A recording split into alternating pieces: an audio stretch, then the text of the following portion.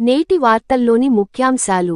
గోదావరి జలాల వినియోగం, వివాదాలకు సంబంధించి వచ్చే బడ్జెట్ సమావేశాల్లో ఒకరోజు సమగ్రంగా చర్చిద్దాం, ప్రతిపక్షాలకు మాట్లాడే అవకాశం ఇస్తాం, సభకు రండి అని ముఖ్యమంత్రి రేవంత్ రెడ్డి పేర్కొన్నారు.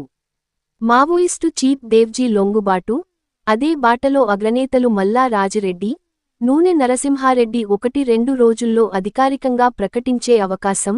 తెలంగాణ ఎస్ఐబి చరిత్రలో ఇదో కీలక ఆపరేషన్. ఈ కొలువులు పిలుస్తున్నాయి. ఉద్యోగ కల్పనలో 4వ స్థానంలో హైదరాబాద్.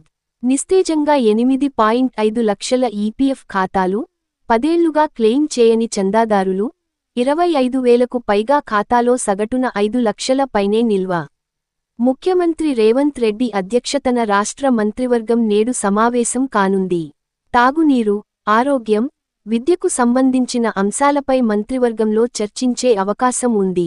రాష్ట్రంలో నిర్మాణంలో ఉన్న నీటిపారుదల ప్రాజెక్టులకు అవసరమైన భూసేకరణను జూన్ 2వ తేదీ నాటికి పూర్తి చేస్తామని నీటిపారుదల శాఖ మంత్రి ఉత్తంకుమార్ రెడ్డి తెలిపారు. క్రీడా వార్తలు. సూపర్ 8 పోరులో దక్షిణాఫ్రికా చేతిలో 76 పరుగుల తేడాతో భారత్ ఓటమి. నేటి సూక్తి: మంచితనానికి విలువ లేదు అన్నది ఎంత నిజమే, మన మంచితనం మనల్ని కాపాడుతుంది అన్నది అంతకంటే ఎక్కువ నిజం. ఆరోగ్య చిట్కా: ధనియాల కషాయం 2 పూటలు తాగితే మూత్ర సమస్యలు దరిచేరవు. నిన్నటి జీకే ప్రశ్న: సిఆర్పీఎఫ్ డీజీ ఎవరు? జవాబు: జ్ఞానేంద్ర ప్రసాద్ సింగ్. నేటి జీకే ప్రశ్న: నీతి ఆయోగ్ డిప్యూటీ చైర్మన్ ఎవరు? నేటి జీకే ప్రశ్న మరోసారి: నీతి ఆయోగ్ డిప్యూటీ చైర్మన్ ఎవరు?